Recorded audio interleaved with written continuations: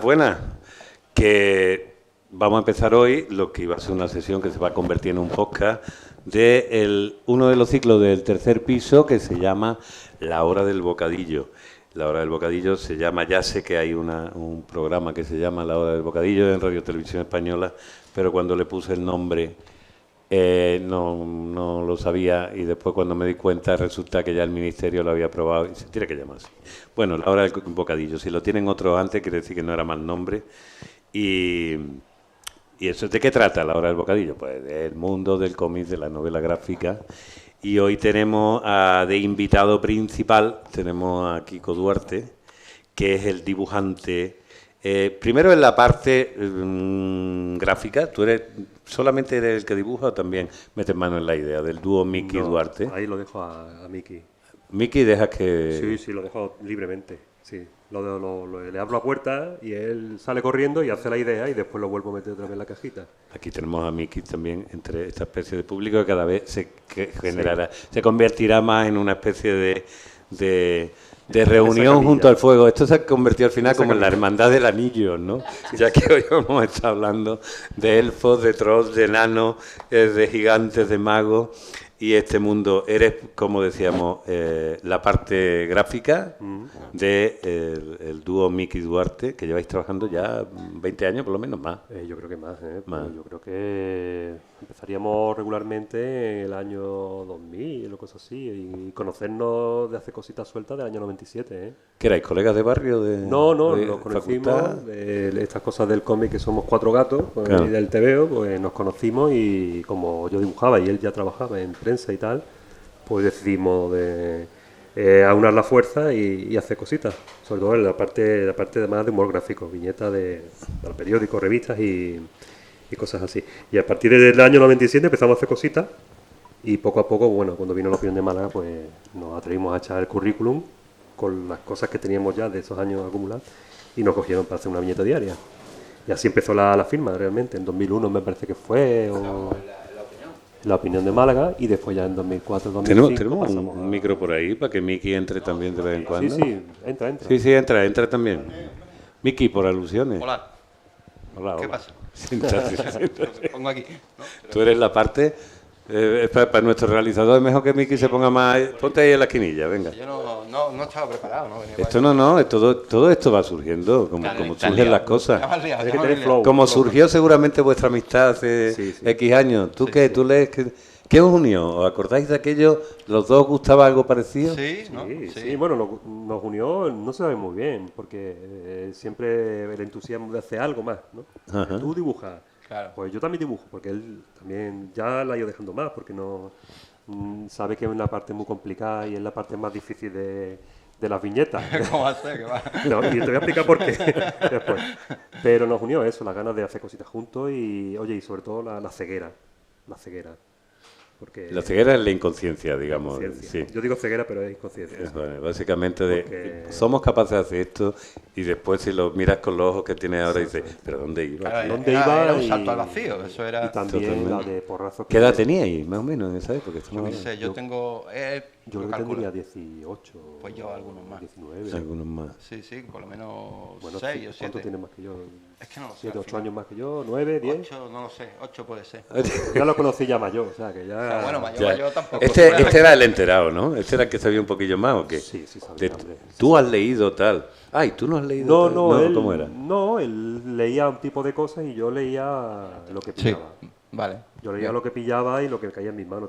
Yo era pobre, es decir, yo no tenía acceso nada más que a las cosas que podía comprarme y poco más, nada de franco-belgas y cosas así, cosas muy contadas. Mira, a mí me gusta que siempre que aprovechamos, muy buena, está llegando el público, está llegando la familia, están todos pagados. Además gente joven, porque... Gente joven, que después entrará. Hemos decidido convertirlo esto en una especie de podcast junto al fuego. Bueno, tengo que decir a los que tengáis micro de mano que os lo tenéis que poner en la boca. es un poco feo, pero es que si no apenas suena. Quería recordar también que estás con nosotros, Pedro, ¿tú eres Rodríguez de apellido? No. Rodríguez. Eres Rodríguez, vale. Ese clásico español, los pero Rodríguez. ¿tú tienes algún alias dentro del mundo del cómic en Málaga? ¿Pedro o eres Pedro del Portada? Por accidente me suelen llamar Peter. Peter. Peter, o a veces la gente lo pronuncia Peter o una cosa así, y me da igual. Mientras me llamen para comer, como se suele decir. Peter Petraque, que era un famoso héroe de cuando yo empezaba a leer cómics. De Calatayud. De Miguel Calatayud, exactamente. Que Miguel Calatayud era como una especie de versión nuestra, valenciano creo que era, no recuerdo, valenciano de cómo se llamaba el dibujante del Submarino Amarillo y todo esto de... Bueno, pero sabéis de lo que hablamos, ¿no? Sí. Directamente. Que en mi época los que leían cómics parecíamos, yo soy creo el veterano de todo, así que rendirme pleitesía, por favor, que aquí soy el mayor y voy a cumplir 60 pasado mañana.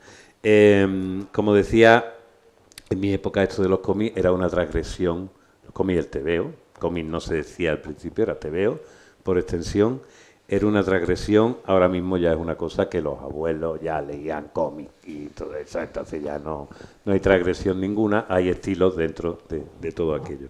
Bueno, Pedro, tú eres librero en Portada Cómics y en Cócora Manga. En Cócora Mangas.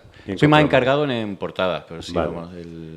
Que son las dos librerías que Juan Pablo montó hace tiempo en Málaga, exacto. Y con la que hemos empezado esta especie de colaboración desde el tercer piso de Librería Proteo para intentar que esto continúe metiendo el mundo del cómic y de la novela gráfica. Muchísimas gracias, además muy encantado y muy gustado con el proyecto. Bueno, pues esto tenemos que lograr, que un día subirlo y que Street Marvel diga, ¿qué hacéis? Me está quitando público. Que explote el tercer piso, que llegue al tercer piso y explote de viñeta. A mamarla, todo. Bueno, estábamos diciendo, ya lo hemos presentado, Kiko Duarte es uno de los grandes dibujantes y dibujantes internacionales salidos de la cantera malagueña, si tal cosa existe. Porque no había como cantera, ¿se puede hablar? Bueno, no lo sé si hay cantera o no, la verdad. Había dibujantes, entonces. Sí. Lo que no reconozco aquí en Málaga ninguno que se dedica al franco-belga. Eso no. Estoy bastante desconectado de los Tú ya ahora fondos, mismo... Pero eso pasa un poco, ¿no? Es decir, es lógico. Es que estáis todo el santo día... Estamos todo el día encima de un... encapsulado. No tenemos vida. Claro. No tenemos vida. Por ejemplo, esto para mí es una fiesta. Esto quedar aquí con vosotros, para mí eso es... Yo no sé si lo pilla la cámara, estoy excitado, pero tiene una Yo no iba a venir. Importante. Y más que me va a crecer este verano. O sea, mientras esté la gente en la piscinita, en la playa y tal, yo estaré currando, claro que sí, claro. Tú empezaste con el dibujo de mano alzada, lápiz Rotring y ese tipo de historias. Ahora ya todo es paleta, todo es gráfica, como se llama, que no sé. Sí, es digital, pero todo bueno, es tablet, ¿no? Pero siempre pega uno un salto al tradicional, digital. Yo voy pegando bandazos dependiendo de... Aquí esto que no se vea. Mira. Que se vea. Eso es un fanzine de Kiko. Un zoom, nuestro amigo. Aquí tenemos al asombroso Spiderman. Sí. Trazos cómic fanzine. Hostia, Kiko Duarte. Tiene muchos años eso, ¿eh? ¿Y quién era este? ¿Este era tuyo? No. Sí, ese personaje era mío. Era tuyo. ¿Cómo se llamaba? No me acuerdo. Era una invención de Juan Carlos y de Alberto Díaz. Sí, dos amigotes de medio familia, Spiderman en todos lados. Yo tengo una casa, donde mi casa es la Cala, porque yo cuando era chico decía, algún día tendré una casa donde haya superhéroes, y en mi casa de la Cala pinté en una fachada, bueno, yo no, encargué a una magnífica, esto es tuyo, a una dibujante urbana, sí, una grafitera, que me hiciera la casa del Spiderman. Y yo siempre cuento la anécdota que los que no creen en los superhéroes, aparte de que los superhéroes no son ni más ni menos que una versión actualizada de los héroes de toda vida, de los dioses y de todas las mitologías, esos modelos morales que tienen más sufrimiento que nosotros, se enfrentan constantemente y que nos dan ánimo y vías para continuar. Yo siempre cuento lo siguiente, en aquel tiempo en el que yo estaba en la Cala del Moral, en una avenida, Entonces la fachada yo lo pinté allí para que se viera. Un Spiderman grande. Toma, este es el dibujo que tienes que hacer. Allí justo enfrente de mi casa se paraba la peña que vendía pirula, costo y droga. Entonces ya habían habido una serie de movidas. Un día incluso le pegaron a un poli que iba con un pasto alemán calvo que estaba de servicio. Peligro. Eso no lo quieres para tu barrio. Yo voy a añadir que en algunos cómics de estos originales los superhéroes adquirían los poderes con una extraña sustancia o una radiación. Efectivamente. O sea, que al final hay un choque de ideas. Hay una transformación también y hay que ver en qué época sucede. Y estamos hablando de la época del LSD, los años 60, con todo lo que eso supone. Pero ya simplemente mentarlo. Y lo que cuento es, se pinta el Spiderman. Estamos coincidiendo también con una época que por generación los chavales empiezan a tener 14 años, 13, 14 años y a salir de sus casas y a juntarse por las tardes noches. Entonces, cuando pinté el Spiderman, justo enfrente, ya te digo, está en mi casa, ahí enfrente estaba la Schumma, como se suele decir aquí, empezaron a quedar enfrente del Spiderman. Con lo cual, cuando allí ya se juntó toda esa peña de chavales y de madres que van así, los colegas se fueron. Digo, cuidado con los superhéroes, sin dar un cate, la misma presencia vigilante lo ha hecho a todos, así que cuidadito con eso. Bueno, como hemos hablado que esto va a ser así como una especie de diálogo, hoy vamos a hablar y a presentar varios libros, y entre ellos los dos últimos. Uno que había hecho Punto, sí, y que tiene que ver con el mundo de la viñeta, que también nos va, que es este que tenemos aquí, que es Crónica de una pandemia, viñeta a viñeta, que ha publicado una edición preciosa, la editorial Saludarte. Vosotros, como todos, vivisteis la pandemia diciendo, ¿y ahora qué voy a hacer de mi vida? Pero inmediatamente encontrasteis un motivo por el que levantaros todos los días, y esto fue casi vuestra viñeta diaria, fue la manera de... Ahí hay más de un año, ¿no?, de pandemia. Sí. O sea, era diario, era todos los días, no se hablaba de otra cosa, encendían la tele y era pandemia, al otro día igual. Y ese libro tiene, o sea, un año, más de un año concentrado ahí. Sí, hasta Omicron me parece que llegamos, sí, ¿no? Ya nos cansamos, ya decidimos decir, bueno, vamos a darle un respiro a... ¿Y lo habéis referido, o sea, lo habéis montado cronológicamente? Sí. ¿Al final? Sí. O sea, que tú aquí realmente lo que ves es un diario... Es un diario. Emocional, sí, de cómo va percibiendo la gente la pandemia, claro, incluidos vosotros. Las primeras fases, primero el pánico, que viene algo, pero no se le hacía mucho caso. Después están las muertes, es decir, la muerte de sobre todo también de personas mayores y las noticias tristes que venían y el pánico. Y después damos paso también a eso, a la siguiente fase, que era el confinamiento. Después del confinamiento, pues la escalada, es decir, todo eso está ahí. Si lo lees y te fijas, vas a reconocerte en todas las viñetas. Incluso antes de que empezara el coronavirus.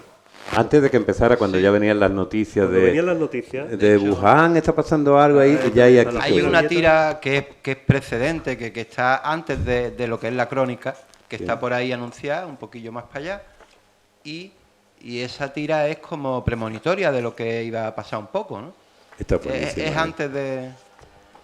Sí, por ejemplo, ahí está el tema. Hay un coronavirus debajo de mi cama. Aquí tenemos al abuelo en la residencia que no puede.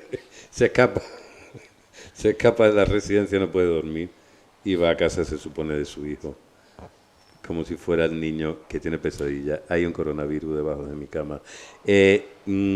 Precisamente cuando se ha hablado tanto de esta pandemia, con lo que supone de impacto emocional a toda una población, que no nos esperábamos que esto pudiera suceder y que no teníamos respuesta para ello, el humor supongo que os da ya una herramienta, que es la vía de decir, a ver, yo, para ti mismo, para el que lo practica, pero también le sirve de asidero al resto de la sociedad. Era una vía de escape y al mismo tiempo te servía para conectar con la gente. Claro. Incluso hay enfermeras que salen ahí que nos agradecían que todos los días hiciéramos una viñeta y a partir de ahí conocimos a gente, a médicos y que los seguían a diario, que lo esperaban. Entonces ha sido una cosa muy bonita y a la vez un poquillo así vamos, salimos casi tocados y yo más, no sé, de esto de la pandemia, sí, claro. Porque claro, te tienes que implicar todos los días. Era todos los días, no se hablaba de otra cosa, no todos los días. Entonces, estamos tan tocados que ni siquiera queremos volver a hablar del tema. ¿verdad? Eso es.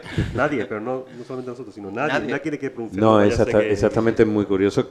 Forma parte ahora ya que sabemos, claro. y incluso si hay alguien que tenga unas ciertas nociones de psicología, sabe cuáles son las fases del duelo, y todavía nos queda una parte importante de lo que se llama la integración. Claro. Pero vosotros sois de los que habéis, o sea, supongo que tenéis una sensación de utilidad social, que eso es otra de las cosas que en esa época era difícil de sentir. ¿Yo qué coño hago aquí? Metido en mi casa.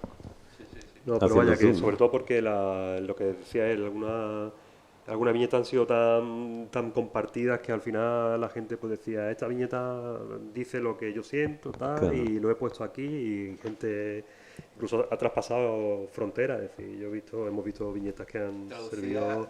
Viñetas traducidas que no sabemos ni quién las ha traducido, pero se han compartido tanto en millones de... Francia, en... Sí, ahora, ya que estamos hablando aquí de vuestro trabajo, que ya 20 y tantos años de trabajo, ahora trabajáis para el grupo Yoli, pero habéis trabajado también para revistas, no sé si seguís como El Jueves y otros más también, hemos ¿no? trabajado para esa revista. Ahora no seguimos con Yoli, pero... Tenéis que hacer una tira diaria y supongo algo en algún tipo de publicación semanal, dominical o algo de eso, o solamente la tira diaria. Ahora mismo es solo la tira diaria. La tira diaria. Pero hemos estado a full de locura. Sí, hemos estado haciendo, ¿te acuerdas cuando hacíamos la tira local de Sevilla, más la de Málaga, que era fin de semana, más el jueves, que había que... Y unas cosas larguísimas, anuarios. Andalucía, la tira de Andalucía, muchas cosas. Era una barbaridad. Porque hay además una cierta conciencia de que es verdad que dentro del mundo de la prensa, vengo de allí, la parte creativa, rápidamente, aunque te llaman porque creativo eres, al final básicamente lo que te piden es que sea un japonés hormonado que está constantemente y que no duerme produciendo y que siempre tengas que tener ese mismo nivel aquí la familia de Kiko dice, ahí está papá. El japonés hormonado. O sea, después me va a hacer una redacción, después. ¿Ella, cómo se llama ella? La chica. Esther y Emma. Esther y Emma. ¿Alguna te ha salido dibujera? Sí, las dos. Dibujan muy bien, la verdad, ¿eh? Oye. Sí, porque en comparación con los dibujos que yo hacía, con la edad que tienen ellas, me sacan años luz. Eso me decía, y digo, pues, soy colega de Ángel. Bueno, y tal. somos conocidos de la profesión y tal. No da tiempo porque estáis dibujando cada uno a ver. Casa, yo en la mía y él igual, pues... Hoy no hemos visto, no sé... Nos vemos una vez al año. Una vez al año. Una vez al año tenéis una... Y hoy ya son dos, ya estoy cogiendo manía. Claro, entre él y yo. Ah, bueno. Viviendo en la misma ciudad. ¿Y hacéis mucho zoom o no? O ya la cosa es lo de menos. Ahí va la idea. No, pero él y yo hablamos. Diariamente.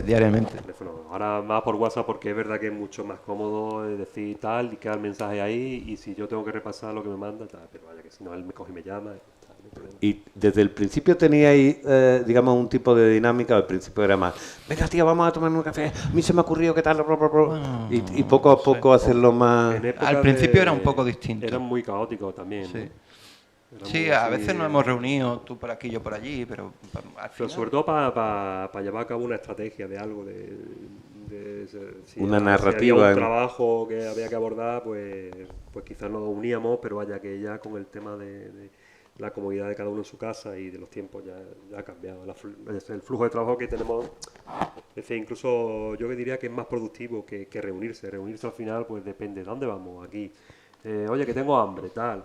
Oye, que yo no puedo porque tal. Y al final, si estás en la casa y estás pendiente de todo, estás pendiente también de eso. Y al final, yo creo que por ahí se gana.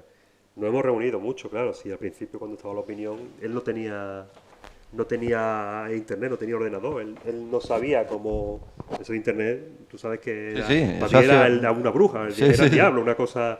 ¿Te acuerdas que decía, no, lo mandamos, yo me compré un modelo de 56K. Había que ir al periódico a entregar, sí, al principio. Había que ahí entregar el dibujo. Y todos íbamos allí. Yo tuve que aprender a escribir encima de un teclado, no sabía ni escribir a máquina. Cuando entré en el periódico, iba todos los días por la mañana muy temprano a escribir mi columna, porque yo era empezar muy rápido, y después era C, no, y entonces era comando, control F4, 5, 7, cada uno tiene unos comandos raros, era una cosa así. ¿Alguna vez os habéis corregido la plana el uno al otro? Es decir, a ver, tío, este chiste no está bien rematado, o tú decirle... Más que se debe hacer. O sea, que eso os permitís que uno se meta dentro del... Si no, no habríamos durado tanto, me parece. Las tensiones hay que liberarlas. O sea, si no es la torta, pues... Claro. No, pero o sea, que no está tan claro, es un poco así una cosa pero es que somos los más dos fluido. muy transigentes, o sea, que si te dice, no te molesta ya, o sea... No, hombre, ¿cómo va a molestar? Ni él ni de nadie ya, a no ser que tenga una mala fe, claramente no. Y además al final va en beneficio del producto. Eso sí lo tenéis muy claro, ¿no? Claro. O sea, Sí, y el concepto de cuando una cosa es redonda y cuando y claro. ahí estáis muy Es muy cercanos. evidente ya a nuestra altura saber cuándo algo tiene arista y cuando eso puede funcionar. Cuando no funciona, no funciona y hay que decirlo. Es decir, Claro. no sé que tengas un grave problema personal en tu casa, que tengas que salir por parte o por lo que sea, te quedas el rato que haga falta y él y yo. Cuando hablan de los límites del humor, yo siempre digo que los límites del humor es la hora de entrega del dibujo, ese es el límite. O sea, para nosotros ese es el límite. Realmente, bueno, que es verdad que lo de Charlie Hebdo sucede gracias precisamente al humor gráfico o con la excusa del humor gráfico. Realmente quizás dentro del mundo de la sitcom y de los chistes que además se viralizan por las redes, donde ahí se ha convertido en uno de los focos ahora mismo sobre esta voluntad eterna de que le cancelen la cabeza. Entonces estamos como la reina de Alicia, todos con un ataque de cancelación. Y yo siempre me acuerdo de esa escena de los Monty Python de la vida de Brian, donde la mujer lapidada precisamente eran todas mujeres con las barbas puestas. Pero eso que tiene que ver con el humor, y además que hablábamos antes del humor como uno de los inventos más maravillosos, primero de expresiones de la inteligencia humana, tal como yo lo entiendo, inteligencia humana y creativa, y también decir, vale, nada importa tanto, sigamos adelante.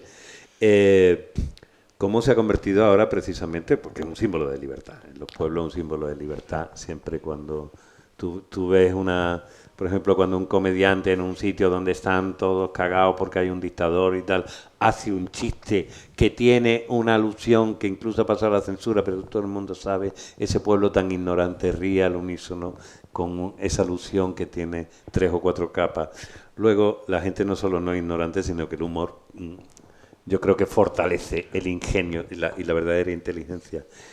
El ver cómo ahora mismo hay focos donde intentan precisamente limitar, cortar, ponerle elementos, puertas a ese campo, claro. ¿Cómo lo vivís vosotros? Bueno, nosotros no tenemos mucho problema con eso. Nosotros tenemos mucha libertad. Estamos en un país y estamos en una cultura que nos permite llegar a estirar los límites. Pero también tiene que saber dónde está, claro. Porque estás trabajando al final para una empresa. Claro. A mí, yo no estoy tan de acuerdo. Tú no vas a hacer chistes sobre el dueño del grupo Yoli. Claro, o sea, ni a lo mejor, pues, ciertas cosas que sabes que a lo mejor desde el principio te han dicho, mira, tenemos esta cosilla, tenemos esto. Pues ya, si te metes ahí, sabes que... Ya es porque eres pero cabezón. No es censura, es política de empresa. Al final, claro. Si tú trabajas para una empresa... sabes lo que hay. Claro. Pues su clientela se puede ver a lo mejor dolida, afectada por un tipo de comentario, de chiste sexual, lo que sea. Estas cosas sensibilidades que no hay que tocar, sensibilidades tabú. Pero bueno, estamos últimamente más sensibles. Sí, pero tú que ves que también hay que tú has visto una evolución. A mí me ha gustado lo que tú has dicho del humor y la inteligencia. Entonces, yo un poco en dialéctica pienso, claro, que si censuras el humor, a lo mejor, o si estás poniéndole trabas al humor, a lo mejor es que no hay inteligencia en ese lado. Entonces, ahí sutilmente lo dejo. No sutileza ninguna. Esto iba a estar estupendo, lo hemos centrado para que alguien lo rematara, porque aquí venimos a decir las cosas como son. Vosotros habéis sido como hay, o no, eso quiero saberlo porque supongo que eso tiene mucho que ver, no solo por la calidad de los autores, sino además por la estructura y el peso empresarial que hay detrás de de las empresas norteamericanas, internacionales, pero hemos visto reproducidas muchísimas viñetas gráficas, sobre todo norteamericanas, también algunas francesas, de autores. Sin embargo, yo no lo sé, es una pregunta que os hago. ¿Los españoles salen fuera? Son... no mucho, ¿eh? No mucho, yo creo que ¿verdad? no nada, me parece. Y después vemos en términos reales, y ya no es chauvinismo, aquí tenemos autores de viñetas gráficas de nivel absolutamente mucha mundial. calidad, mucha calidad. O sea, muchísima calidad. sí, que ves tú y a lo mejor ves gente que dibuja y que hacen viñetas muy buenas y no son conocidos y dices tú, hostia puta, este tío debería de estar más para arriba y no está pues por mala suerte o... No, yo creo que también generacional, ¿eh? ¿Sí? En un momento dado en que, bueno, que hay tanto y que se habla de a lo mejor de temas que son de nuestra nación, pues eso jamás va a cruzar. A no ser que hagas una serie de viñetas que sean universales, que encuentres a un editor que te las compre fuera también, y tengas claro. la suerte de que se venda, entonces sí empezarás a ser conocido. Claro. Es que estamos hablando de barreras muy altas entre país y país. Claro, es decir, claro. Pero yo creo que eso también es el topicazo de que no se es profeta en tu tierra, que es lo de siempre. Eso es así. Canal y Guarnido arrasan después de haber hecho Black Sabbath para Francia. El ejemplo, hasta Pacheco, que era muy conocido Que aquí. un puño alzado por nuestro Carlos, que ha sido tan Totalmente. querido y tan pionero y tan generoso también en su presencia. Pero que es verdad que el caso de Carlos es un caso como de tantas personas en distintos ámbitos, sobre todo los creativos, que te tienen que dar premio allí, tienes que ganar máster de Augusta para pues, ese tío lleva pateándose siendo Cádiz en los campos de golf tantos años, no sé cuándo y tal. Tiene que existir ese reconocimiento ajeno, porque como si no hubiera... Yo creo que es un tema cultural. Antes estábamos hablando... Exacto. Cuando yo soy niño, ya Hergé y Goscinny, Uderzo, toda esta gente está allí. Y son reconocidos y admirados, igual que pasa en el terreno de la música, que estamos hablando de artes populares, muy populares, que son para todos los públicos, como valores culturales y personas importantes dentro de los países y la cultura. Aquí, no sé cuántos años tuvo que ser Forges, que era un tipo muy listo, que además tenía mucha influencia, un tipo extremadamente inteligente, que además ayuda mucho sobre los temas de los derechos de los humoristas gráficos, etcétera, etcétera, quien acaba diciendo, el señor Gila es un reconocimiento cultural. Yo me acuerdo cuando estuve haciendo parte del guión del programa Imprescindible que hicimos de Chiquito de la Calzada, el choque que había aquí por parte de gente de la cultura a la que yo quería integrar, diciendo, no, vamos a tratar a Chiquito como un fenómeno cultural, puesto que lo es. Básicamente lo es. O sea, tú te inventas un lenguaje, asimilas conceptos que vienen de la alta y la baja cultura, independientemente que seas consciente o te venga esto por inspiración natural. chamánica, me da exactamente igual. Si tú no eres capaz de reconocer eso, y en cambio Luis de Funes es una estrella nacional en su país, tú es que hay algo que no estás entendiendo directamente. Y yo no sé si al cabo de tantos años, de tantas generaciones, hoy en día os sentí dentro del mundo de la viñeta, y ya pasamos al cómic también, novela gráfica, que ya le hemos tenido que poner novela gráfica, y le hemos tenido que poner tapadura. A mí me gusta Te Veo, como has dicho tú antes. Te veo, claro, porque tenemos una cosa. Tenemos que tener tapadura para darle como una cierta categoría. Tuvo que venir Are Spiegelman y ganarse Y Will Eisner, con el Pulitzer. concepto de novela gráfica. Claro. ¿Sabes? Bueno, a ver, yo lo veo mucho en la tienda. Te voy a interrumpir un momentillo, Sí, perdona. sí, sí. Lo veo mucho en la tienda, que confunden, me dicen a veces, veo que tienes la novela gráfica muy dispersa. Y digo, es que no tengo la novela gráfica dispersa, es que esto es francés, esto es cómic nacional independiente, esto es cómic americano. Entonces, claro, yo creo que el público piensa novela gráfica es algo adulto, por temática o contenido, que los separa de esos orígenes que le avergüenzan, que es el TVO. Sí. ¿Sabes? Esa pátina no se habla, pero está ahí, yo te la puedo asegurar. Eso es curioso, es verdad, porque de mi generación, y ahora quiero hacer un inciso para que quede grabado, de mi generación el TVO era culpabilidad. Quiero decir, se te permite como una especie de entretenimiento semanal, equital, pero no vayas más allá, muchacho, cuando yo empecé a leer, bueno, me enseñaron a leer con otra cosa, pero que no recuerdo bien, que lo sé por cuentos y tal, pero este era mi lugar de lectura, el TVO Pumbi, que era un personaje inventado por José Sanchí, un valenciano, y una revista que yo compraba en un kiosco, sobre todo de la... Que se están zurrando. Se están zurrando y por eso se van. Ah, vale, vale. Han aguantado bastante.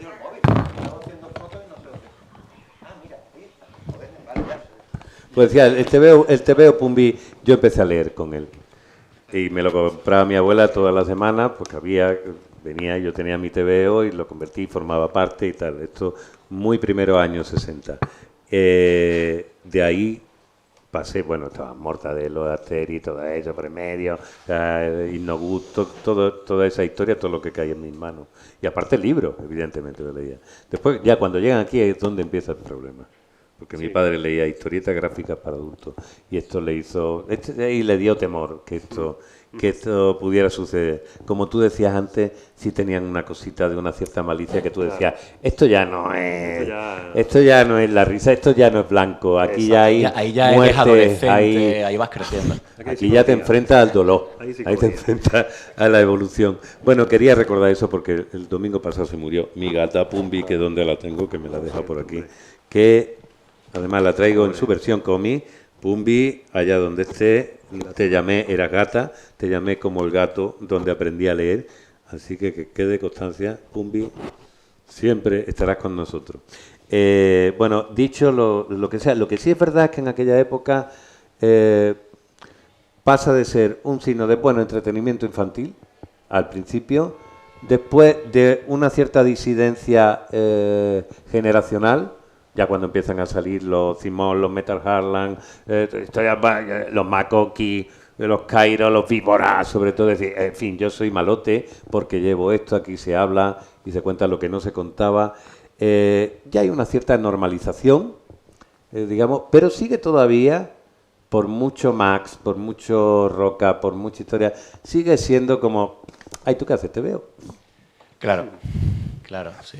Eso. A ver, pero tienes una línea muy interesante, porque lo que hay que coger como raíz, yo no sé si ellos, que son los autores aquí, lo dirán, es que en el fondo el cómic, por tener esa parte de no tan cultural, de no estar tan reconocida, tiene un fenómeno precioso, que es la disidencia artística, sí, la disidencia cultural.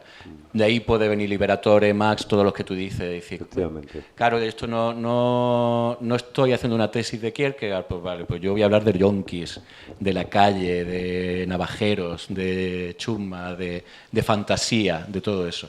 Ese margen anárquico tan amplio es la creación. La capacidad narrativa, además, media de la gente, sobre todo los que trabajáis con saga, historia donde podéis, tú hablabas de la complejidad narrativa que suele tener cualquier cómic de la serie Elfo.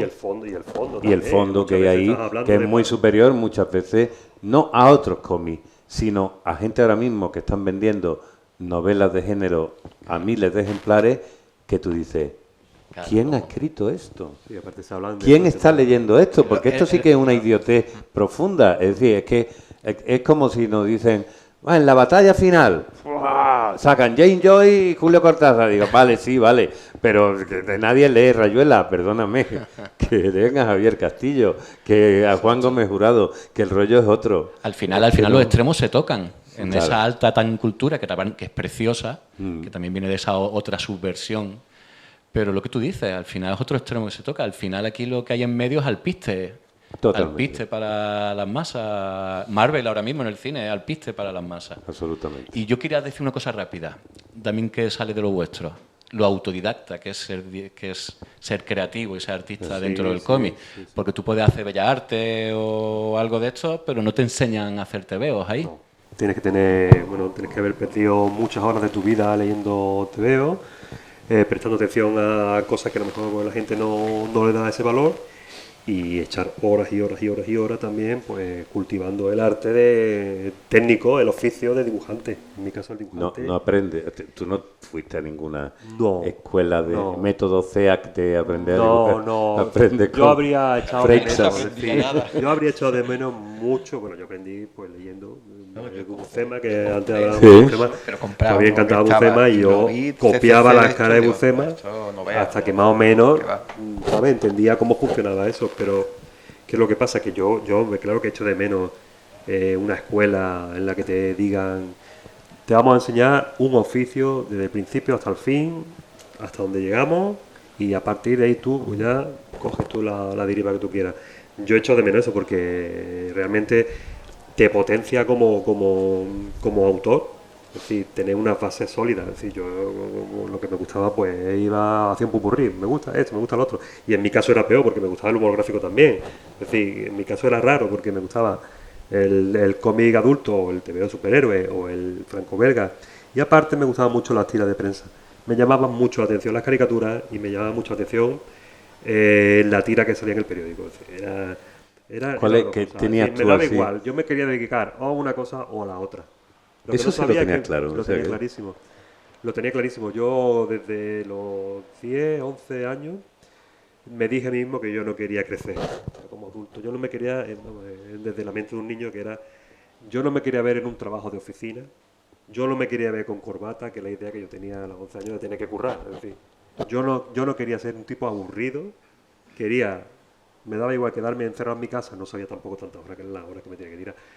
Encerrado en mi casa quería dibujar. Dibujar, contar historias como lo hacía el de Buscema, como lo hacía este autor, como lo hacía el otro. Yo quería eso. No quería ser aburrido. Eso es una cosa Y no lo soy. fabulosa, porque creo que esto, a todos los que estamos aquí, es una constante.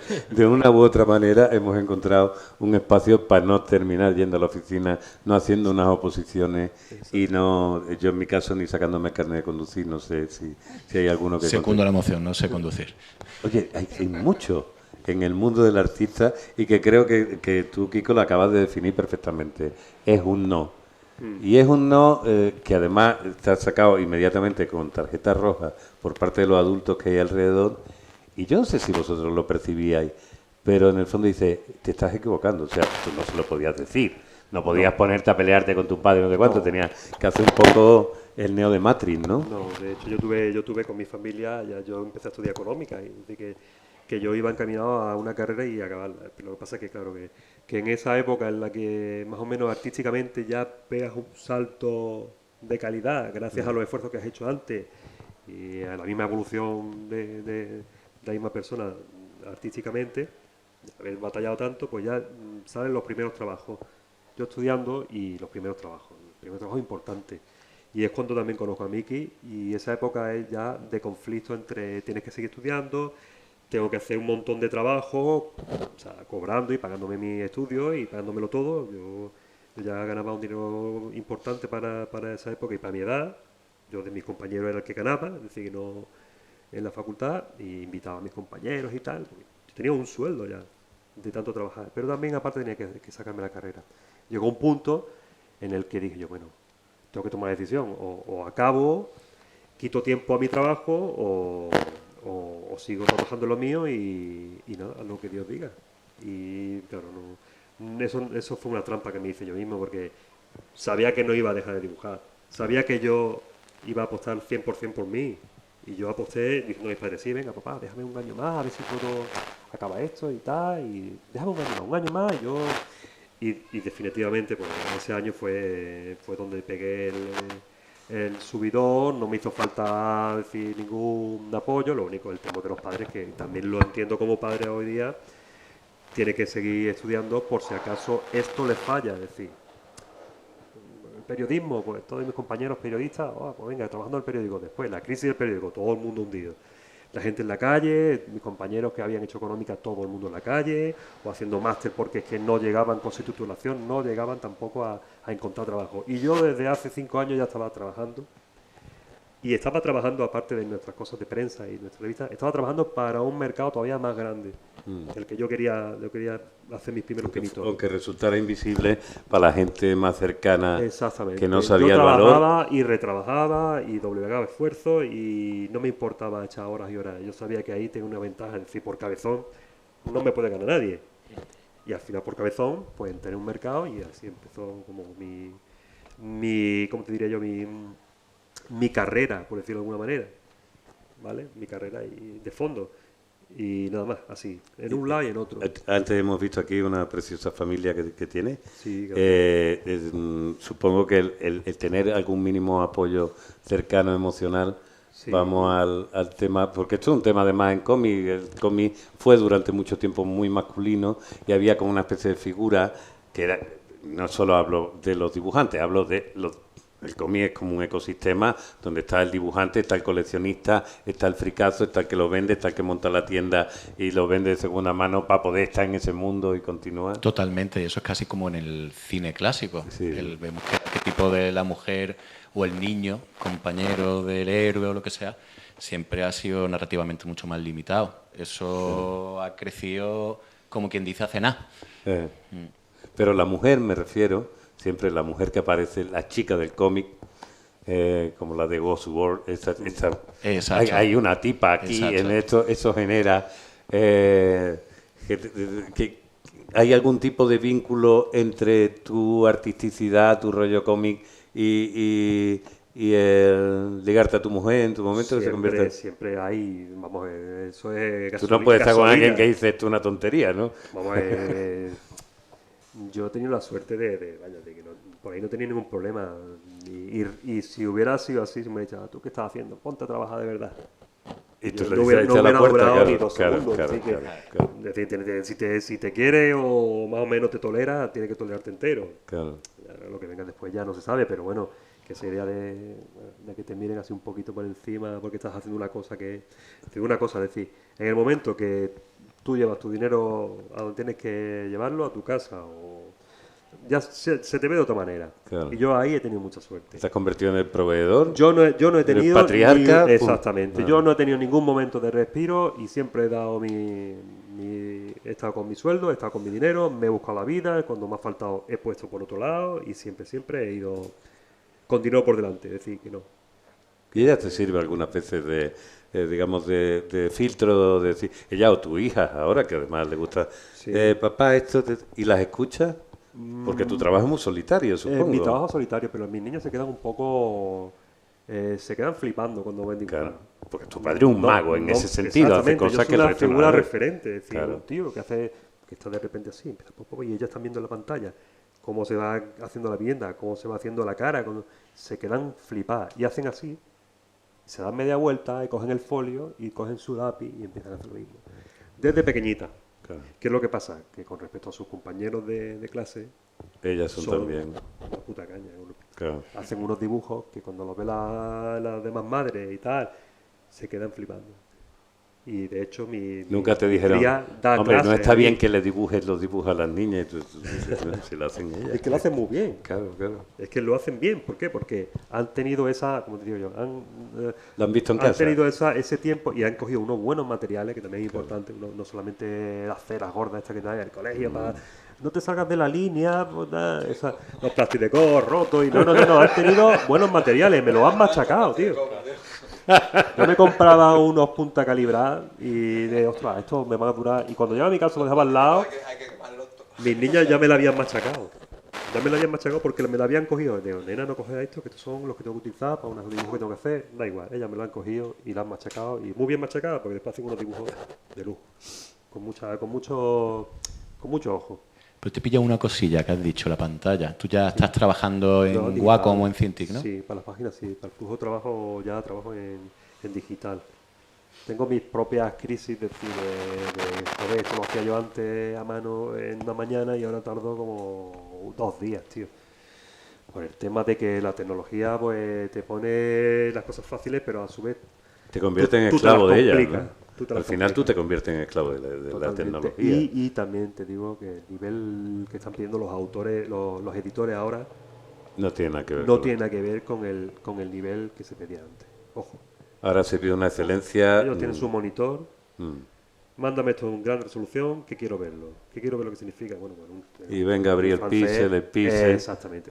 Esta cara, además, como algunas veces te tocan jefes que no entienden de cómic, están puestos ahí porque te tienen que dar como unos puntitos de calidad. No te salgas de aquí, no sé cuánto, está por aquí, no. Pues.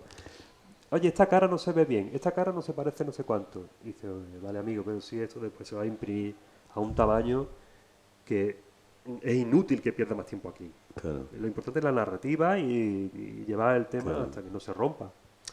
Si se rompe la magia, vale, te pueden dar un toque. Sí. Pero si está llevando la burbuja bien, tal. Pero ahora eso, los editores tienen sus pantallas, quieren competir con contenido digital, es decir, con contenidos en series, que está todo, son superproducciones. Pues igual, en donde yo estoy metido, es una superproducción hecha por una persona. Claro. Pero a todos los niveles, de documentación, de narrativa, de todo, menos el color, que ya algunos lo dan, pero bueno, tarda lo que tarda. Es a todos los niveles, una superproducción hecha por una persona, en un tiempo récord. Mira, ahí que estamos. Número 16 de la serie Elfo. 31 en la versión 31 francesa. de la versión francesa, editada por Eclipse. No, allí era Soleil. Soleil, perdón. Soleil, Eclipse de Soleil. Sí, es bueno. que estoy así de... Que ya estoy mal. Soleil del Cour, sí. El mundo de Arran, o Arran. Arran, da igual. Arran. Un mundo, evidentemente, de fantasciencia. Yo aquí soy absolutamente ignorante, neófito. Sí. Evidentemente veo con una calidad tremenda, donde los protagonistas son elfos, magos, trolls... Sí. Orcos, magos, orco, goblins... En fin, digamos una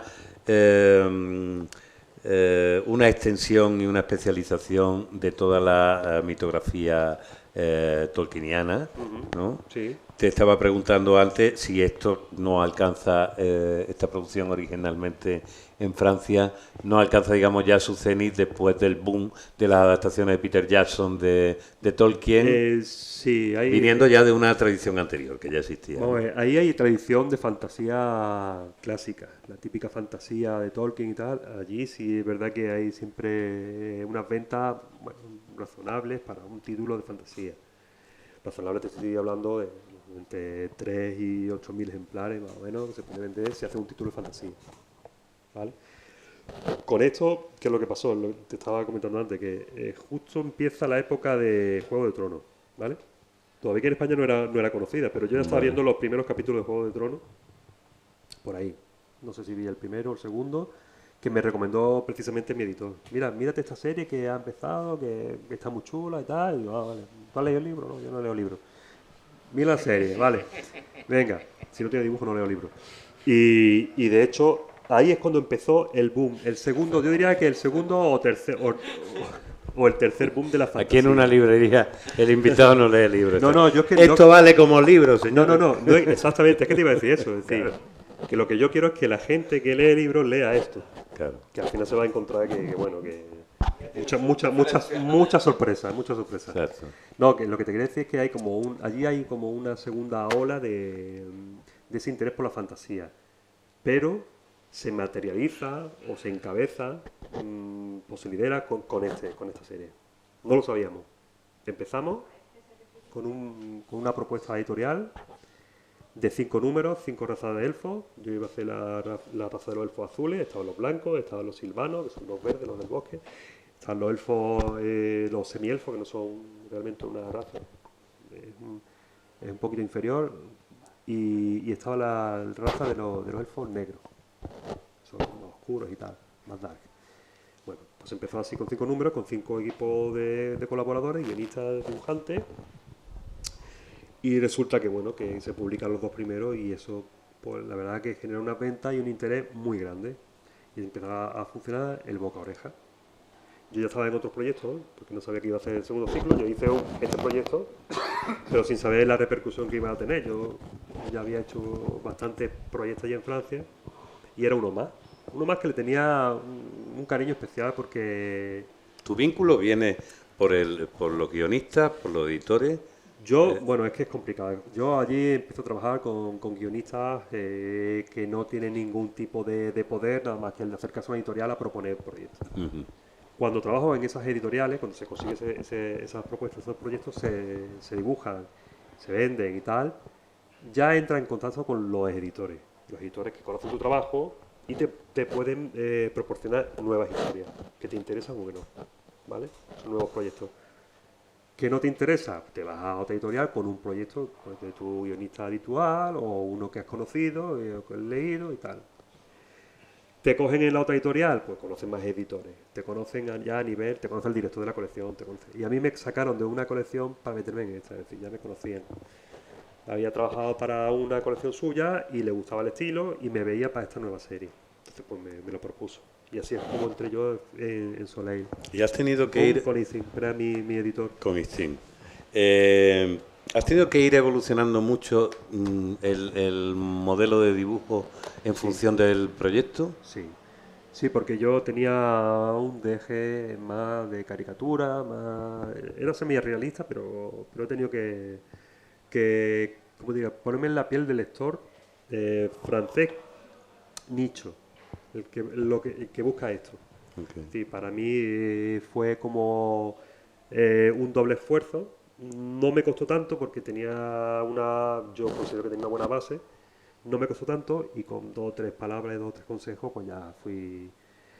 A pesar de que yo, es decir, me costaba entender por qué le podían llegar a gustar estas cosas más rígidas, más tal, pero lo entendí como una lección, como un capítulo más de un tema más que tengo que aprender y que puedo usar en un momento que me dé la necesidad. Nunca tienes, digamos, conflicto con el tipo de viñeta, de grafía, de viñeta al otro, que esos son ahora básicamente tus 2 modelos de dibujo. Sí, ¿no? Además, entre un modelo y otro hay muchos grises también, porque si tú te das cuenta, entre esta viñeta puede haber una de mucho cachondeo, de tal, y también una más seria que ya estamos hablando de un determinado tono que lleva la viñeta. Sí, me estaba dando cuenta aquí viendo allí, la manera de resolverla. Ya, Miki, ¿tú le metes mano gráfica a la viñeta? No, yo lo que hago es un boceto. Lo que hago es un boceto que le paso a él a diario. Un boceto storyboard, lo que viene siendo. Esto está aquí, esto es más o menos. Vaya, pero respetando siempre lo que tú ves aquí, más o menos, él te ha mandado eso. Estás así. Vale. Es decir, pues, hombre, no se va a currar la tele, pero él tele. Ya sabe colocar porque él... Ya pone ahí, dice tele. Claro, yo el lenguaje de la viñeta y del cómic está estructurado lo entiendo bien. Muy bien, está muy fluido, ¿entiendes? Él en la composición y la fluidez lo lleva... Vaya, no todos son así, ¿no? No. O sea, porque supongo que había hablado con otros colegas, decir, ¿cómo trabajáis vosotros? No, y tal. hay gente que te da una explicación. Y uno que te manda una... dibujo. Somos parecido a Gallego y Rey un poco. Eso iba a decir. Un poco así. Pero yo no lo sabía cómo trabajan ellos, pero sí es la forma de... Vamos a ver... de contar, sí, aparece ahí hay un... Parece que no, pero a través del dibujo se está dejando entrever lo que te decía antes, el tono de lo que se está buscando. Es decir, los pequeños detalles, gestos, aunque él no hace un dibujo acabado, él pues si hace un ojo así con la cejita y tal, o está encorvado, que lo hace de una manera muy esquemática. Ya muchos años ya nos conocemos. Son lecturas que están entre líneas. O sea, que hay una forma de dibujar Kiko a lo Mickey, digamos, de alguna manera, como una evolución desde el tipo de humor.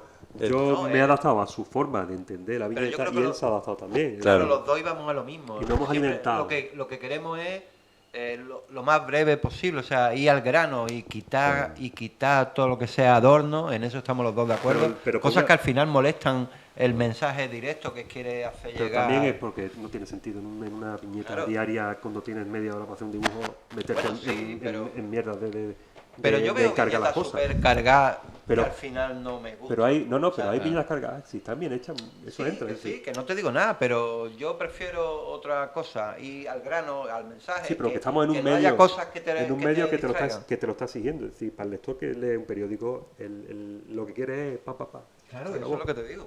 Yo no quiere meterse en historia. Si esto fuera Fair Day, volvería a tener otra cita. Honesto. ¿Por qué no estaba aquí? Una atención. Sí, tampoco hay que pasarse, tampoco, No, yo lo que iba a alabar mucho es porque, a ver, cada narrativa, el álbum, el TV o el cómic americano, todo tiene su formato. Pero la tira gráfica, eso es como componer un haiku. Completamente. Porque tienes ahí una sola viñeta o en 3 paneles y lo que estabais diciendo los dos que yo he entendido es la maestría en esto lo cuento Tan. Exacto. Ahí él es una bestia parda. Pero eso es la mecánica, es la mecánica. Un poco de humor. narrativa gráfica de Einer, lo que decía antes, también, porque a veces hacemos a lo mejor una viñeta dividida en 6 y cada una tiene a veces experimentáis una dentro narrativa. de los límites, quiero decir, hasta aquí podemos llegar y vamos a hacer un unleash de pantalla partida en donde normalmente metemos uno solo. Y el tiempo también funciona, como decía Einer, que se paraba en el tiempo, esto dura hasta aquí un poquito más. Eso funciona. Y los dos sabemos cómo funciona. Eso al final es psicología, decir que... O un silencio también, una viñeta que no dice nada y está diciendo mucho. Claro. Y ahí está el gesto en cómo dibujáis, lo que tú has dicho, ese ojo... Se pueden buscar ejemplos ahí en el libro, hay ejemplos de eso. Hay viñetas a lo mejor son 3 y una de ellas es en silencio. Pero no dice nada, pero dice. No, ahora para buscar a lo mejor encontrar alguna, no sé, pero hay. Bueno, siempre sigue la misma dinámica, elegimos un plano que sea... Sí, está claro, mira, esto sería un Gallego y Rey, incluso además estéticamente tendría mucho que ver, pero te encuentras otra que directamente tienen otra, fíjate, ya en blanco y negro. El color lo ponéis vosotros también, vale. Lo pone él. Que durante... ¿Vosotros empezasteis con los periódicos en blanco y negro? O sea, que no había lo único que se podía poner... Sí, en blanco y negro. ¿no? Bueno, y de hecho, en el periódico muchas veces nuestra viñeta sale en blanco y negro. Pero por el tema de la publicidad, de que le toca una página en blanco y negro, porque tiene una publicidad en color en otro lado. Entonces, no, la nuestra, sabes que son un pliego con cuatro caras gigantes y tal. Si toca ese pliego en color, pues la tienes en color, si no. Lo que pasa es que nosotros ya no pensamos en el formato prensa, que es lo que nos da de sino comer, después ¿vale? Sino internet, es decir, lo que se ve por internet, lo que se ve en redes, que ya... Porque eso sí está claro, que ya gracias a internet, las vuestras son de las partes del periódico que sí te voy a enseñar, porque es de lo que puedo alardear, ¿no? Internet se ha convertido en un formato más de la prensa, ya no solo el papel, y también os condiciona o invita a tener vuestra tira ahí. Y además es muy curioso porque realmente si ves la historia de la prensa, ha tenido casi siempre desde el origen el alivio cómico, la tira, el formato, incluso la aventura entera, la aventura por entrega, etcétera, etcétera, con algunos ejemplos. Sabemos que algunos de los grandísimos autores de hoy han salido de allí, de la prensa.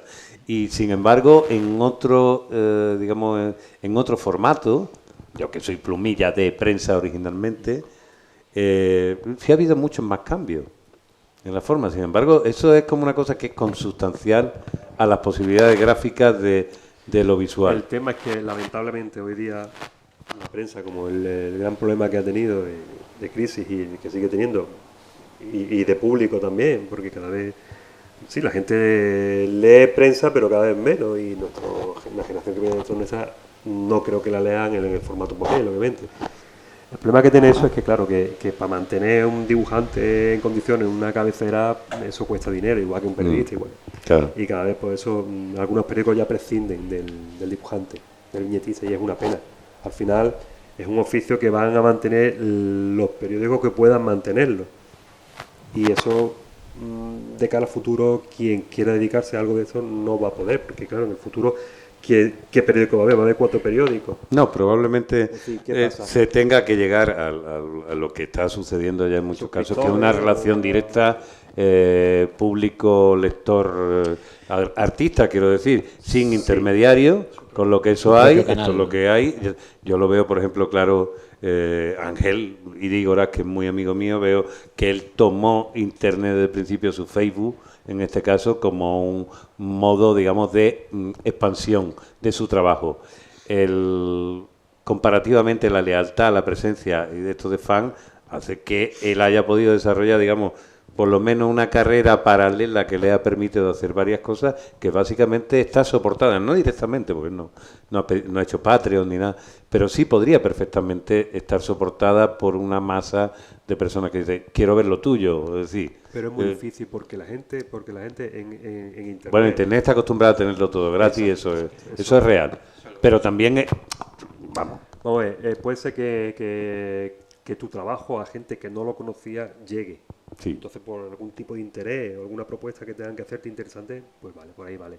Pero económicamente, aún las grandes estrellas que están metidas en Patreon y tal, aún ganando dinero que ganan, es decir, no saben cuánto puede llegar a durar eso. Es decir, y necesitan las publicaciones en papel al final. Siempre dicen, voy a sacar un libro. Cómpramelo. Y después cuando publicas en redes está un poco empujando al todo gratis, ¿no? También. Porque tú cuando publicas algo ya no es tuyo, ¿sabes? Las redes. Y eso también es tuyo, pero es tuyo, pero mangoneado. Pero lo estás dando gratis, ¿sabes? Pero aunque se distribuya, a millones de personas no cobran nada. Sin embargo, todas el que estas canta... viñetas están publicadas en red. Claro. Y a lo mejor hay algún listillo que dice, yo no voy a comprar libros porque las veo. Ya.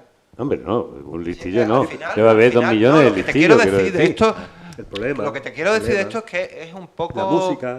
La música, claro. el YouTube tiene su videoclip, el autor va a cobrar de ahí, tiene su SGAE, está estructurado porque hay unas empresas importantes que han permitido eso. Lo único que pasa es que eso sí nos lleva a otra cosa. Quiero decir, la música tiene un nivel de necesidad por parte de o sea, sí. El ser humano tiene una necesidad y una facilidad de estar consumiendo música porque temporalmente te aplica otras cosas y esto no es aplicable a ninguna de las otras. Y es capaz de pagar. Por ejemplo, tú en YouTube ves un vídeo, cada vez que se escucha un vídeo de Rosalía, cada vez que se escucha, eso es pero eso es un pago, pero eso es un dinero subrogado. Es decir, aquí hay una estructura que está pensada para mantener, porque la industria que tiene aquello necesita, porque si no lo tuviera, ahora con la inteligencia artificial, te digo yo, el momento que va a durar Zetangana. O sea, nada. Claro, lo más común, es muy fácil, que se ensambla hacer muy música, ya se hace de alguna manera. Y entonces tú dices, a ver, como alguien tiene que hacer todo esto, tiene que haber algo, pero básicamente la parte de toda la estructura comercial, lo que representa el artista es una ínfima parte, pero ínfima a un nivel. Yo estuve trabajando un tiempo para GAE de inspector de repertorio y yo no podía dar crédito a esa estructura donde dices, pero a ver, ¿tú qué estás defendiendo? Si tú eres la última mierda, tú como artista eres la última mierda. Esto aquí me parece al menos... lo que veo ahí, bueno, ahora tú después me desmontas y me dices, no, que va, no sé, una mierda y tal, y nos roban todos los derechos y tal, pero me parece un poco más equilibrado, quiero decir, me da la sensación de que este es un modelo editorial que está basado no en gente que dice, yo tengo dinero, yo soy un listo, como ha pasado en la música, yo voy a meter aquí, no porque me guste la música, sino porque puedo ganar billetes sin fin, ¿no? Aquí no vamos a ganar billetes. No. Pero me da la sensación que hay un negocio, digamos, más... No, lo que pasa es que sí, la gente hay que concienciar que si consume algo, es decir, que es igual que la música, igual que es capaz de pagar por la música, tienes que, de alguna manera, ser consciente de que hay que pagar por un contenido. Claro. Porque si no, al final... Pero es que esto es muy sencillo, vamos a ver. Cuando tú compras un periódico, que es la única manera de acceder a aquello en un momento determinado, tú dentro estás comprando el envoltorio y el modo y la vía. Si ahora la vía es la que tú estás pagando, te entiendo. la vía del acceso a Internet, a la telefónica, no sé cuánto, el aparato, toda esa historia, tú lo estás pagando. No, pero ahí no entra esto. Claro, ese es el truco del almendruco. Claro, ese es el truco del almendruco. ¿Cuántas veces voy a pagar por lo mismo? No, porque el acceso a Internet per se, si no hay nada dentro, ¿yo para qué quiero eso? Tú pagas, si tú no tienes coche, lo que es cultura, por ejemplo, y lo que es... Que sí, pero que eso dentro del negocio. Es decir, que inventa el periódico, no hay nadie que compre el periódico en blanco y después lo vaya rellenando. El truco del almendruco de esto está en que los que están sacando de verdad billete sobre todo este proceso son los que generan el modelo que ya están cobrando. Además, curiosamente, ya están cobrando por los accesos por eso. Hay una parte del margen, YouTube, es decir, en YouTube tú no pagas nada directamente al artista. Hay unos acuerdos, porque esto tiene que... Pero dentro de eso, el propio acceso era como lo de los CD. En los CD había un canon donde se implicaba la grabación, porque ese es su contenido, la grabación de lo que sea. ¿Por qué se inventan las cintas de cassette? ¿Para que tú grabes los pájaros cada mañana porque eres ornitólogo?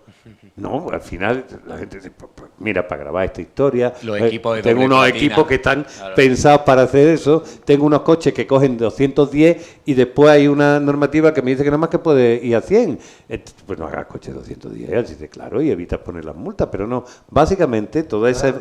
No, y al final cae toda el dolo de la culpa, cae encima de la persona que de verdad tiene y que va mirando ahí. Se somos los principales culpables de esto al final, porque soy yo el que cuelgo la viñeta en Twitter. Porque tú necesitas, es que si tú no cuelgas la viñeta en Twitter, no existe. Eso es lo que pasa al final. ¿No y a nosotros nos gusta existir al final. Bueno, lo que pasa es que es peligroso, eso es peligroso. No, sin ninguna duda. O sea, pues tú estás dando algo gratis al final. Yo como librero quiero mediar. Venga, bien. Como librero quiero mediar, porque vamos a ver, para mí esto, el TV o el cómic, todo lo que hacéis, para mí esto es el vinilo. Todavía está en ese punto, está en ese puntito. Tiene que ser físico, tiene que oler, tiene que tener una portadita bien cuidada, todo eso. Cierto que hay TVO en Internet, como estaba bien diciendo Héctor, porque claro, es Internet enorme y es un soporte. Yo te digo lo que yo veo, a pequeña escala, ¿no? Como un microbio. La gente no colecciona lo que se baja.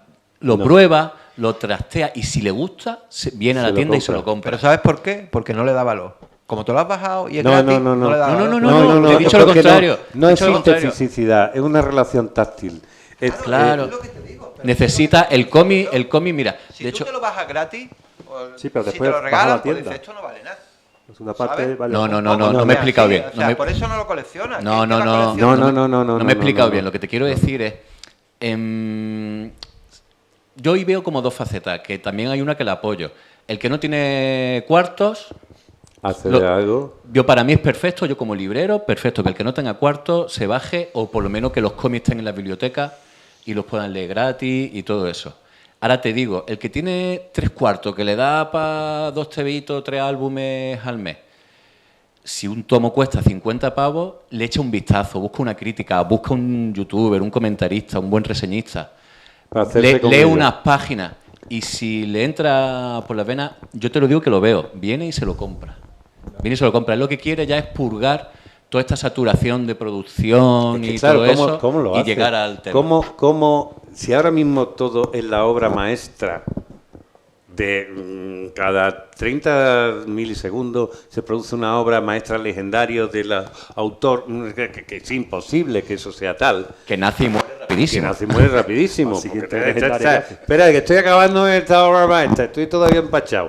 Y entonces todo un no parar. Somos el señor Creosota Y entonces, claro, tú ahí llega ya un momento donde no tienes ninguna capacidad, ni de buscar y encontrar, ni de estar... Yo soy hijo del cómic de segunda mano, es decir, mi abuela me compraba un Pumbi, hasta que ya le pareció que gastarse un duro 6 pesetas, me acuerdo cuando valía. 5 pesetas, ¿no? Aquí pone 15, no, 6 pesetas. 6 pesetas, el Super Pumbi, que un sale una vez al mes, ¿vale? Entonces, esto, que ya no. Yo no podía alcanzar a los 5 duros que valía... Esto me parece 25 pesetas. Esto era una barbaridad. 25 pesetas aquí, quiero decirte. Esto es una barbaridad y esto suponía mucho trabajo extra, lo que hoy entendemos como explotación infantil, que yo hacía gustoso porque formaba parte de la estructura de la familia, una forma de integrarte. Pero ¿dónde conseguía? Pues en un viejo que había en la entrada de calle Carretería, que tenía allí los montones, y tú ¿qué hacías allí? Trapero casi. Es decir, cuánta reventa, cuánta historia hay ahí, cuántas veces pagas la de esas. Yo después cuando dice nueva remasterización de los Beatles, yo, ¿cuántas veces van a cobrar royalty por la misma puta canción? Ya está bien Apple, ya está bien EMI, ya está bien Ringo Starr, que ya lo habéis llevado calentito. ¿Cuántas veces? Claro, me refiero que todos esos procesos todos hemos llegado en un momento determinado y después hemos dicho, ahora que podemos, traca, ahora que no sé cuánto, si ha alcanzado un nivel de afectividad. También es verdad que es que hoy en día, como tengas pasión, conviertes tu casa en una casa de un Diógenes cultural. Y la cantidad de dinero... Eso es precioso, te lo digo, una casa llena de libros, de cómics... Eso es precioso para verlo y es horroroso para gestionarlo. Horroroso para gestionarlo. Desde aquí quiero transmitir todo mi odio a Maricondo y lo de los 25 libros y todo. Bueno, eso. sabes que Maricondo después se desdijo de ella misma diciendo que estaba equivocada. Ya vendió todos los libros de tirar y ahora estamos en la siguiente. Oye, hay una parte, no le hemos metido todo de estos a elfos que creo, pero tampoco quiero que esto se convierta en un never ending story. Y me gustaría también acercarnos a algo que forma parte de nuestro... ¡Uah! Esto además con la cultura, hace un día me dio ya un ataque de lumbalgia, la cultura cada día pesa más. Sí. Aquí tenemos una serie de libros de cómic, porque pedimos siempre que los invitados nos hagan una labor de revelación de aquello que es favorito y que de alguna manera también puede estar en el germen de lo que hacen. Tú has elegido 5 cómics, TVO, novelas gráficas, aquí maravillosamente editados. Que esto va a caer, me voy a llevar esta edición del... Es que tengo ya varias. ¿Tendrá ya 5 o 6 Batman año 1? No, tanto no, porque yo soy más Marvelita que DCiano, pero... Esa es la remasterización de los Beatles. Pero lo digo por eso. No me convierta en Lo has yonki. dicho sin darte cuenta. No. O sea, que me refiero que soy consciente. Yo soy el primero que llega todos los días con la aguja clavada diciéndome, me estoy quitando. Pues vamos a ir hablando de esto. Empezamos por... Bueno, si quieres empezamos por el Conan, que por es Conan. El típico TVO que cuando tienes una edad así un poco que estás buscando nuevas cosas y tal, que bueno, que Conan siempre te acompaña. Lo veis antes en los kioscos, la espada salvaje de Conan, que es la que yo más o menos llevaba. Y claro, de todas las historias así que yo recuerdo con más nostalgia es la de la Torre del Elefante. Vosotros lo habréis leído seguramente porque es la típica historia de Conan que es la que realmente te deja con un sabor así agridulce y tal, porque claro, tú esperas que había una serpiente, ¿no? Algo así. Que llega allí el elefante. Bueno, no voy a spoilear, no sé, por si alguien lo va. Pero que bueno, que es una de las historias que a mí más me conmovieron de este héroe. Que bueno, que yo he leído bastante de Conan y bueno, algunas me gustaron mucho, pero esta sin embargo sí me tocó, fíjate. Yo voy a hablarte de cosas que me tocaron en su momento y que ahora si hago memoria hay muchas, pero bueno, me quedaría con ¿Cuántos años tenía? ¿Tú te acuerdas más o menos? Puedo tener perfectamente... Es que claro, de esta versión de la Torre del Elefante es la segunda, me parece, porque antes había una más anterior. La misma, esta es la de la espada salvaje, la que es en blanco y negro. La que era para los chavales que éramos entonces era la de adultos, porque era en blanco y negro, había más sangre, había algo de erotismo. Pero esto yo tendría perfectamente, no sé... Conan era el más... 16, 17 años. El más erótico, quizás, ¿no? Conan era un gañán, porque era anticivilizado. Yo quería ser como Conan. Claro, pero tenía unos pibones al lado, tela. Es que claro, tú sabes que Conan, por muy mal que lo pasara, iba a ganar. Entonces eso... Bueno, eso es intensivo a todos los superhéroes. Sí, pero Conan es que no se va en... Pero a él era difícil partirle la cara. O sea, va ahí con un taparrabo prácticamente, no es Tarzán.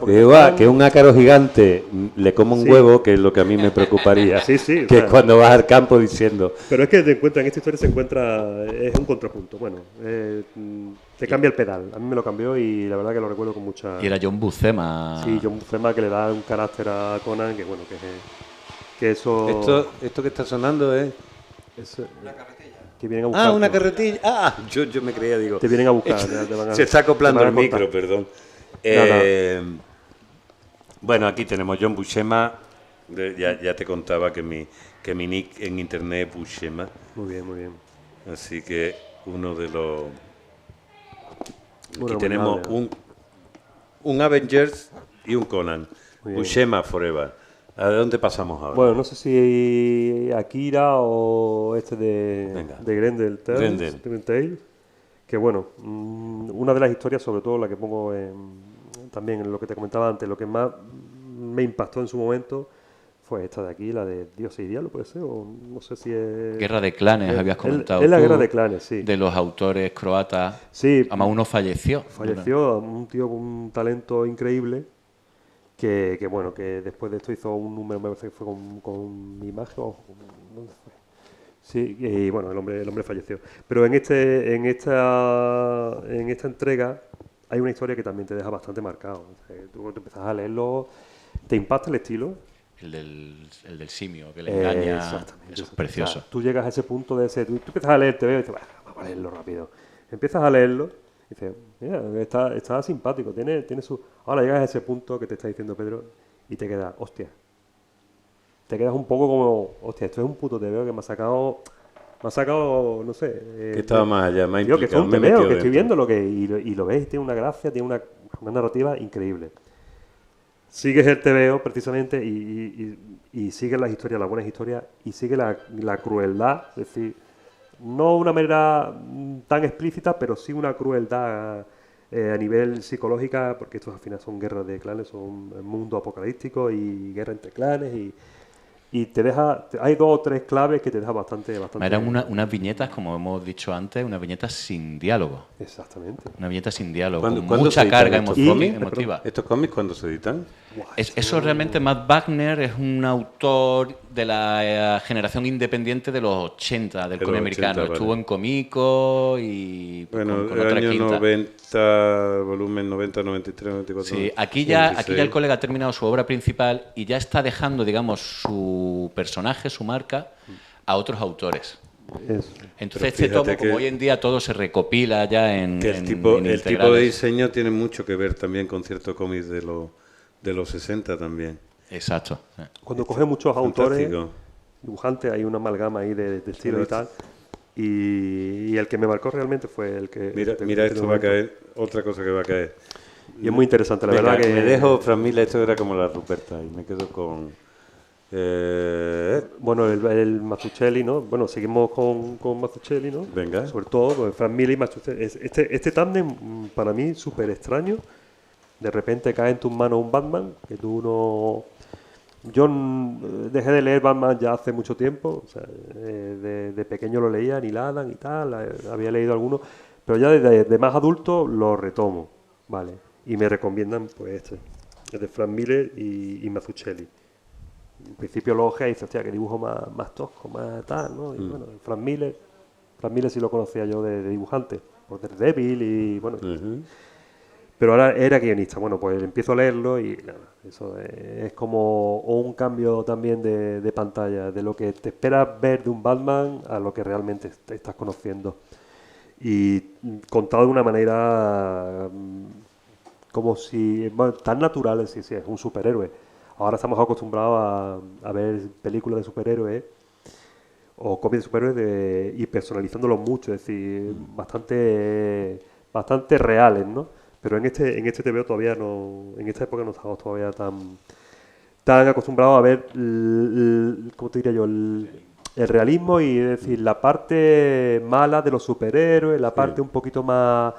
¿Cómo te diría yo? Más vulnerable, más sí, lo que íntima. supuso, por ejemplo, un Watchmen en su día. Sí. Es decir, esto no me lo habían contado antes. Exactamente, pero el arte... Hizo también Miller. Exactamente, y las debilidades del superhéroe y bueno, de hecho aquí me parece que se habla más de Gordon, ¿no? O no sé si el... A mí hay una secuencia que me encanta, perdón, que es el principio, es la llegada de los 2 personajes a la ciudad. Gordon llega como el hombre de a pie, en el metro, en el tren, y Bruce Wayne, que es el millonario, el huérfano perdido, llega en el avión, pero más aislado, no está rodeado de gente. Llega, ¿sabes? Y van las 2 historias en paralelo, aparte ya de toda la maravilla que tú cuentas, de cómo van...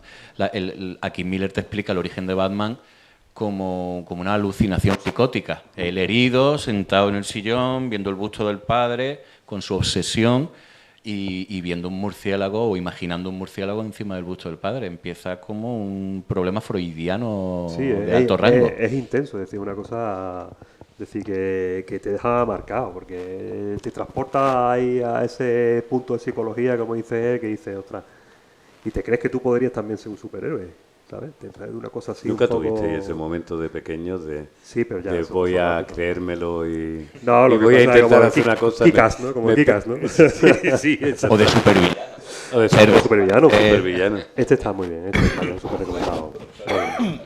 Akira, que yo lo conocí, bueno, me imagino como todos vosotros, por la película. A una edad también, 14, 15 años, que a lo mejor lo recordáis vosotros, que en Metrópolis echan como un pedacito, ¿verdad? Una entrada de lo que es la película, y cuando tú ves eso te quedas totalmente bloqueado. A una edad temprana, si tú ves esa cosa y si eres así medio friki o medio... te quedas un poco muy chocado. Lo que a lo mejor la gente normal lo ve y no le hace caso. Aunque no hayan visto algo de eso nunca jamás en su vida. Y no, yo me quedé pegado a esa... Lo grabé en vídeo. Sigue siendo. Muy lo bastante. ves hoy y dices, hostia, sí. No ha envejecido prácticamente nada. Bueno, creo que le han hecho una restauración ahora. No lo he visto 1 millón de veces, claro. 10, 15 primeros minutos que echaron en Metrópolis, me quedó corto. Claro, después vino el manga en sí.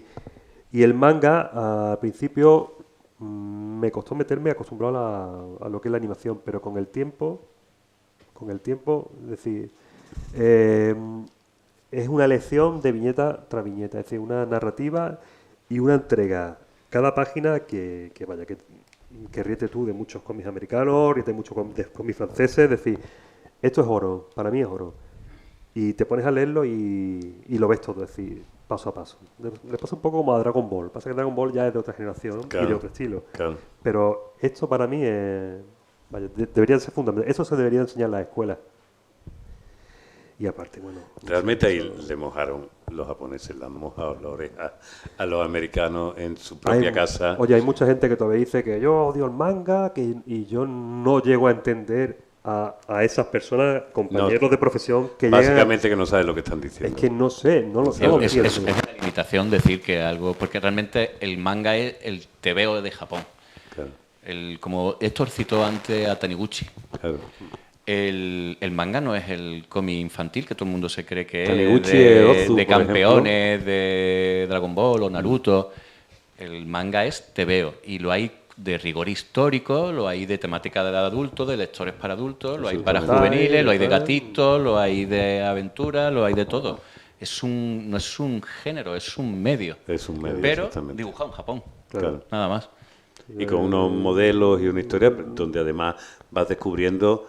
Es que esa cosa que tienen los japoneses, es decir, cómo son capaces de mantener con ese nivel de precisión, en general los orientales, técnicas que son milenarias, porque hay, y después hay pequeñas innovaciones de uno a otro, pero la base ya mollar de la técnica, esto es así. Entonces, no digamos, tengo unos amigos que ahora se han metido en el arte de la grafía y de pintar letras, y están ahí enrollados cuando tú te dices, no, es que me he puesto a hacer caligrafía. Y esto está ahí, en todo esa capacidad de perfección, ¿no? Esto para mí es como Darwin en El origen de las especies. Sí. Nosotros somos occidentales con el TV europeo americano y de repente vemos que está el ornitorrinco. Claro.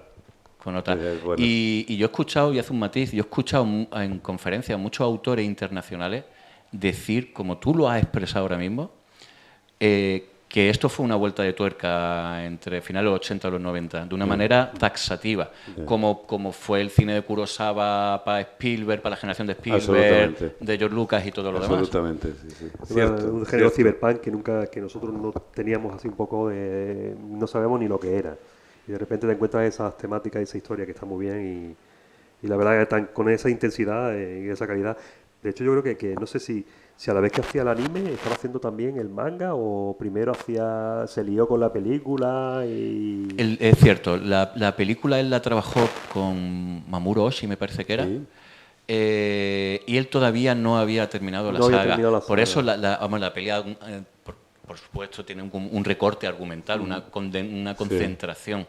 El argumento en el cómic es mucho más amplio. Hay personajes que salen en la película que dice, pues, salen 2 viñetas, salen 2 tomas, y en el cómic está mucho más desarrollado. Porque es cierto que no estaba todavía terminada la obra. Pero sí estaba pensada originalmente de ambas maneras. Vamos por... Bueno, ya en los últimos, quizás como en un pack, el Torgal, que para los que no lo conozcan, pues es el típico, no típico, pero esto ha dado ideas a muchos editores franceses y tal de la fantasía, ¿vale? Del típico cómic de fantasía del que todos bebemos, del que todos hemos aprendido. Narrativa francesa, ¿vale? Es bastante diferente a la japonesa. Y bueno, con un arte que a mí es que me encanta. Yo estaba viendo un Víctor de la Fuente, digamos, como... Sí, vamos a ver, es que nosotros... Como modelos, ¿no? Claro, nosotros sí. tenemos esa cosa, los españoles, como hemos cogido de todo un poco, Claro. aquí te encuentras, ¿sabes? Que hemos bebido de esto y nos lo hemos traído a nuestro territorio. Torgal es para mí una de las cosas más... Vaya, una de las claves en mi arte de hoy día. Y también La balada de las este título landas perdidas. que ya a nivel guión también, sí, cuando se junta, bueno, esto es Rosicky, ¿no? Todavía. Después hay no sé si en este o en unos posteriores, es que las páginas son una brutalidad. Son preciosas, es que no... Y aparte como están contadas de una manera visual cómoda, con mucho hincapié en los personajes, muchas referencias. Después hay uno de Delavi, que también es otro autor que yo me he quedado con la espinita clavada de no conocerlo en persona, porque conozco a autores franceses que eran amigos suyos, importantes, que me estoy encontrando en los festivales, a Loisel o a tal, y te los ves ahí contigo al lado comiendo. Y eran amigos de Delavi, y yo no he podido conocerlo porque es que el hombre pues falleció y tal, y me da una cosa, se me ha quedado una espinita clavada. Un artista. Me da a mí la sensación que como todo persona que ama el cómic porque ha terminado haciendo cómic, todo lo que contabas antes, la posibilidad ahora mismo profesional de encontrarte... Sí, es que me lo estoy encontrando todo. Ahora, por ejemplo, tú eres de los que van allí todavía y le pide camiseta a Ronaldo. Yo no lo acerco a ellos Madrid, porque tú estás comiendo con ellos, estás firmando al lado de ellos. Claro. Y claro, todo lo que le quieres decir, aparte que otro idioma, porque ellos no te van a entender, hombre, el francés no lo echamos ya algunos mucho. Franceses no hablan inglés, entonces pues Claro. ese es el problema. Yo no hablo bien francés, vaya, yo puedo leerlo a duras penas, hablar no lo puedo. Me tengo que manejar en un inglés, bueno, a mi nivel, y la verdad que lo tienes al lado. Y te dice, venga, vamos a comer. Y tú te sientas al lado de ellos, y estás todo el rato mirando a ver qué es lo que va a hacer. Y tal, y dice, bueno, le quiero decir a este hombre tal, que ya he leído esto, hay que ver, que gracias a él pues estoy dibujando, o que fue una de las cosas, de las claves de cómo entiendo yo, cómo se tiene que hacer una viñeta o cómo una historia y tal, y lo tienes ahí al lado, claro. Y gente que está trabajando ahora para esta serie y tal, Torgal, como es Robin Reich, que también te encuentras con ellos, que ves que esta gente, que yo leía a esta gente, bueno, este no porque es más joven, pero a otros que están todavía ahí dando palos.